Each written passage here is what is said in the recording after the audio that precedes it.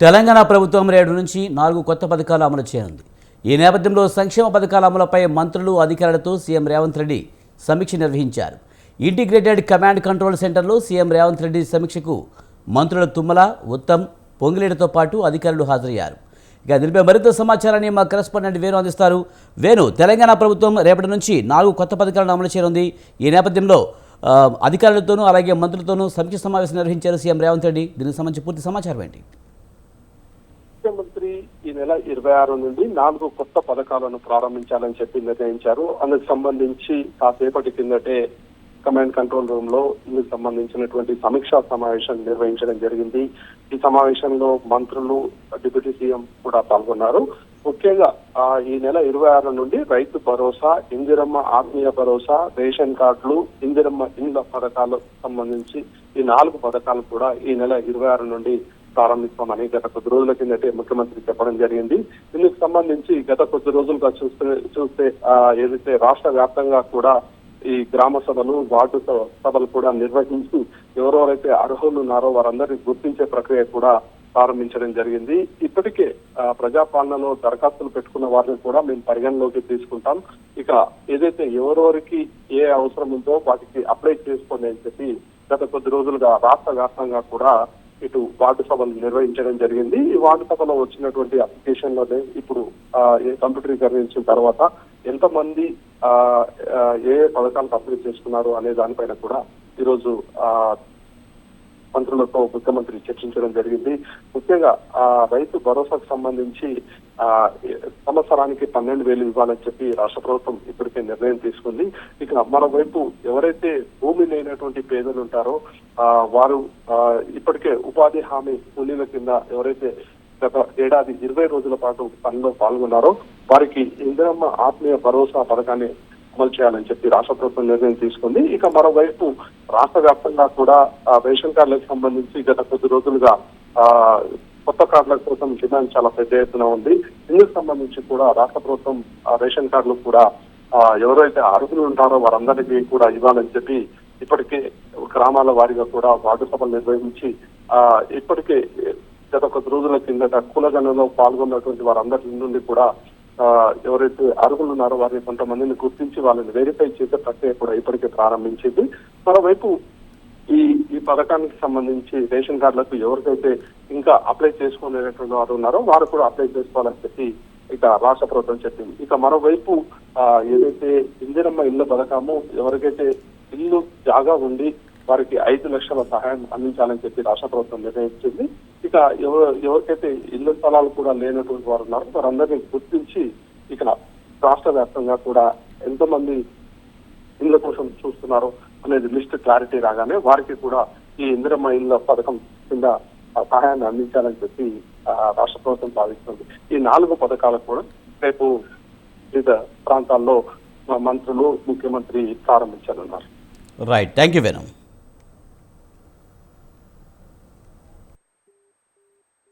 Poor అంటే పేదవాళ్ళలో బహుపేదవాళ్ళనే identify చేసి రేపు మోడల్ గా ప్రతి మండలానికి సుమారు రాష్ట్రంలో 606 మండలాలు ఉన్నాయి.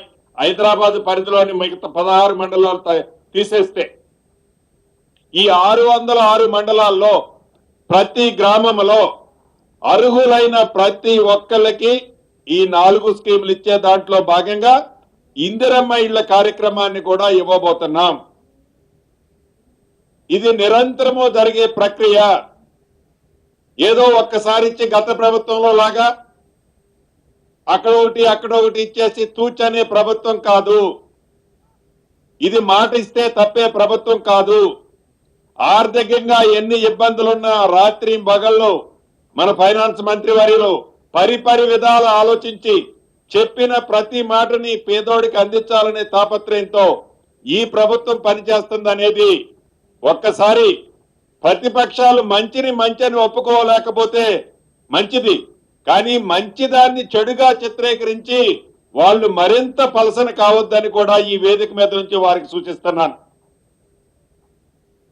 ఇందిరమ్మ ఇళ్ల విషయంలో కూడా నిన్న అప్లికేషన్ ఇచ్చిన వాళ్ళు ఈ పొద్దు అప్లికేషన్ ఇచ్చే వాళ్ళు కూడా అర్హులై ఉంటే రేపొచ్చే లిస్ట్ లో తప్పకుండా వారి పేరు చేర్చబడుతుంది, ఇవ్వబడుతుంది. అర్హులు కాకపోతే ఏ కారణం చేతైనా పొరపాట్లో అర్హులు కాని వాళ్ళకి ఇందిరమ్మ ఇల్లు ఇస్తే అర్హులు కాదని తేలితే అట్టి దాన్ని క్యాన్సిల్ చేసే దాంట్లో కూడా ఈ ప్రభుత్వం వెనకడుగు వేయదు.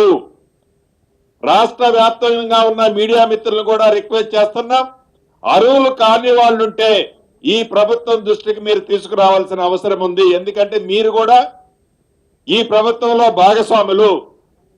దయచేసి అర్హులు కాని వాళ్ళు ఎవరైనా కూడా తీసుకోవద్దు, అర్హులైన వాళ్ళు ఎవరు కూడా మిస్ కావద్దు. ఈ ప్రభుత్వం యొక్క చిత్తశుద్ధి అది.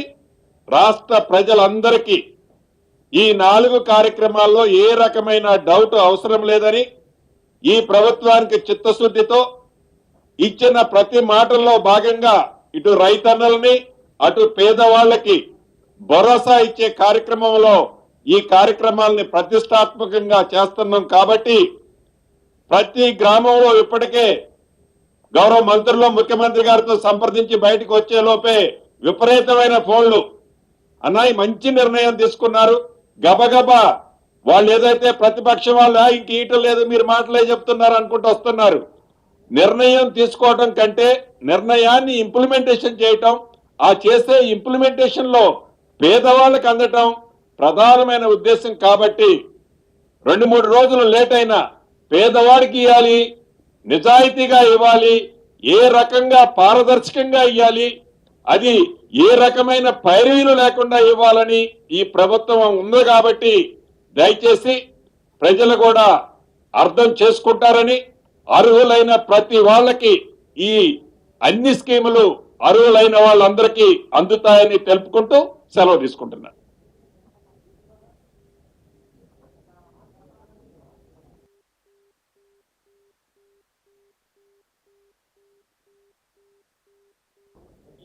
ఇందిరమ్మ ఇళ్లకు సంబంధించి ఎన్ని ఫైన్లు అయినాయి? ఓవరాల్గా 1,10,00,000లకు సంబంధించిన దరఖాస్తులు ఏమైనాయి? మీ పేరు, paper? Sir Ravikumar sir, TV5. TV5 Ravikumar గారు. ఇప్పుడే మా రెవెన్యూ మంత్రి గారు డీటెయిల్డ్గా చెప్పారు. గ్రామ సభలు పెట్టిందే చివరి అర్హత కలిగిన అత్యంత పేదవాడితో సహా అందరికీ అవకాశాలు కల్పించాలని. దాంట్లో భాగంగానే నంబర్ ఆఫ్ అప్లికేషన్స్ వచ్చాయి మీరు చెప్పినట్టు.